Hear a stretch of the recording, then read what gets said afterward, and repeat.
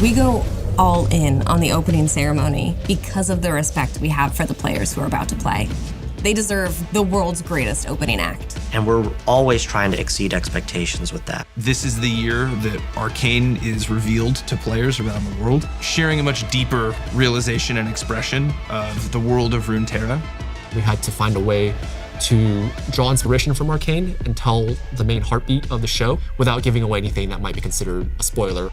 From the get-go, we had planned on a kind of half and half hybrid ceremony, creating these immersive, stunning music videos, but then also to have live show elements. We wanted to create something that was less in a virtual space and more in like a physically based space. We wanted to build Piltover and Zon on stage. We were really excited by the idea of being able to bring magic elements into the real world. This is going to be the biggest live event Riot's ever done. That was the initial plan before everything changed.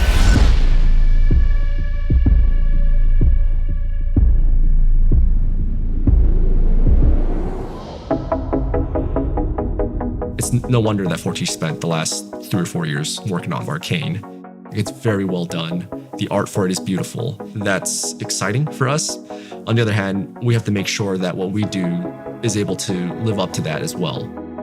Arcane is going to invite players around the world to better understand the characters of League of Legends. So we felt the creative opportunity was to bring the worlds of League of Legends to life in the context of the opening ceremony.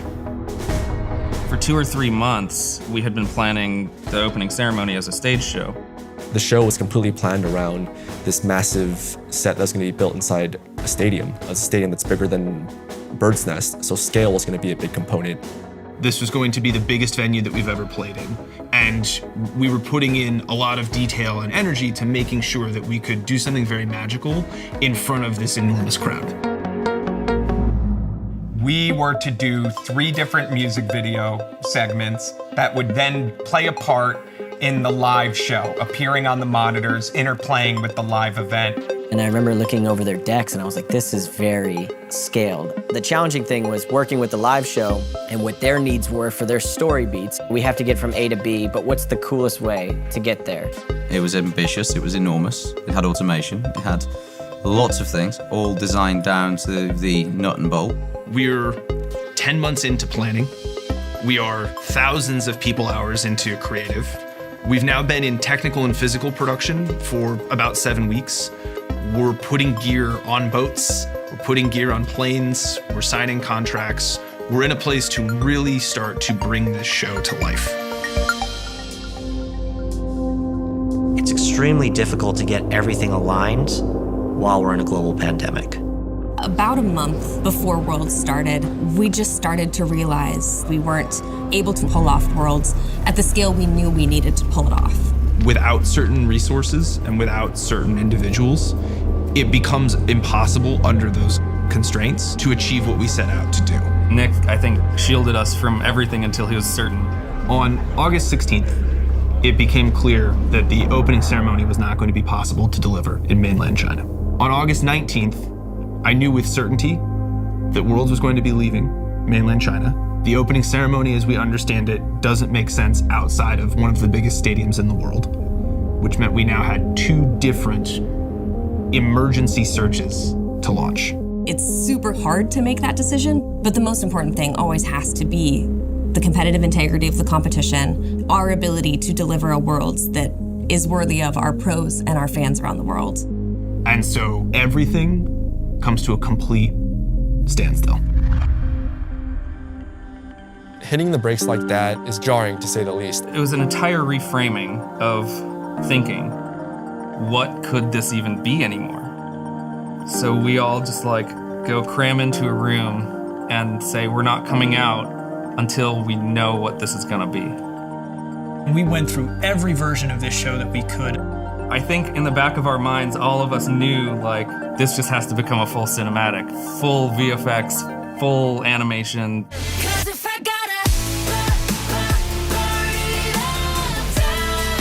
And I think we were on our first day of actually live shooting. They pulled me aside and they were like, look, we're no longer doing the live show. We want to go even crazier with it. We made the choice to keep the music videos as a static element of the creative and then started writing a new narrative And that's when concepting around what we've begun calling the show open began.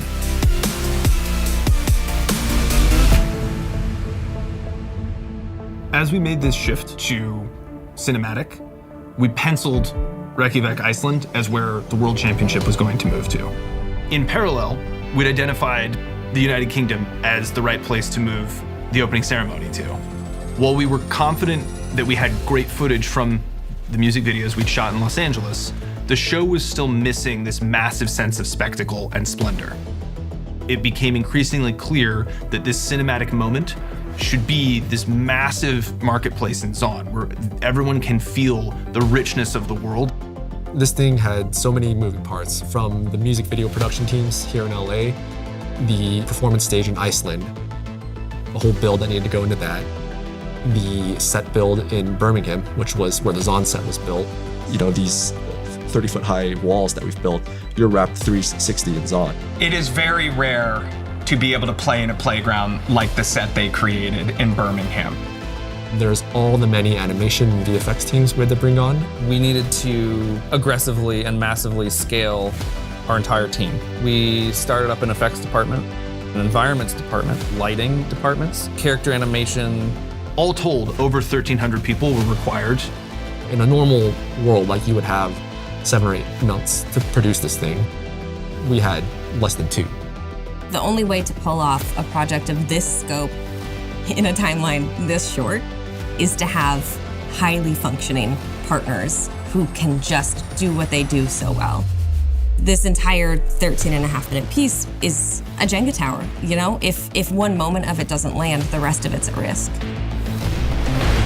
It was so important to have people already looking to the post and VFX on set to make sure we were preparing ourselves and setting ourselves up for success. So in wrapping up in Birmingham, what will happen across the next 2.5 weeks is an extraordinarily aggressive post-production schedule.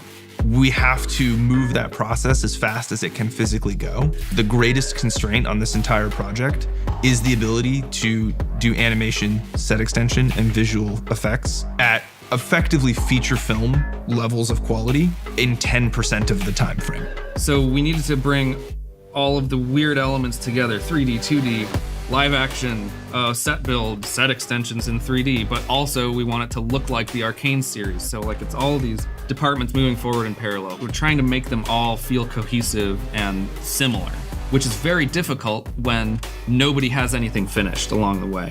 We had to do a lot of things in tandem where usually we would wait for one step to resolve before we moved on to the next step. By the nature of the sort of production timeline that we had, we knew that we were not going to be uploading the show until probably a few hours before it went to air. Everything is down to the wire, and we are going to be using every second until that final delivery to get things as polished as they need to be. A week out from the show, none of us are sleeping well. This is the 5-day period where everything has to converge. We still didn't have much finalized because everything was still in flight. I think the first sequence that we had done was between Playground and Enemy when we see Jinx and Vi in the arcade. And that was the Wednesday before it aired on Saturday. For as much time and attention went into bringing Zon and Piltover to life, the thing that we could never lose sight of is how important the reveal of the Summoners Cup and the players is to the overall moment. So the way we revealed the trophy this year, we were excited by because this intricately designed hextech sphere served a narrative purpose in sort of the story we were telling, but also became the thing that unveiled the trophy. It recenters us back in the purpose of the moment, which is the World Finals. The night before the show is sort of this twilight of stress. You're close enough to delivery that you can't change the outcome, but because you haven't actually made it across the finish line yet, there's this incredible pressure that you might not. At this point, we're gonna do whatever it takes to make sure this thing goes off without a hitch. We knew we weren't going to have the show open completely delivered until about 2 hours before broadcast. Ultimately, we're going to come down to the mercy of how fast can a file be downloaded. Friday evening, I was waiting for my last deliverable. 3 of the deliverables had come through via Dropbox, but the 2 largest ones hadn't yet. By this time, we absolutely have to be uploading the files, otherwise it's not going to make it. What if the fiber goes down? What if the power goes out? Someone was running over to the colorist in Burbank to get everything on a drive, place the final shot in, upload it, press play. I think 4 or 5 a.m. by the time we're like, okay, everything's like out of our hands at this point. We took our hands off the wheel and popped open a bottle of champagne.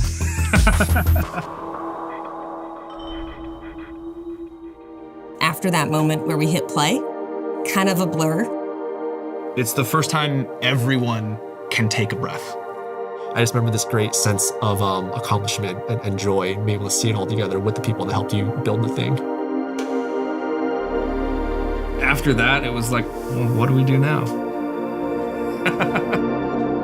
The thing that I think will separate this year is the level of passion that everyone brought to the project.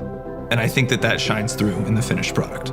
Just being able to work and occupy in the same space as so many creative people, a dedicated group of fans and players all together in this great community, it feels really like an honor to be part of something like this. When we affect people emotionally or when we impact people with what we do, that's what I'm most proud of. I think with every opening ceremony or show open, we push the boundaries a little bit more in different directions. So who knows what we'll do next?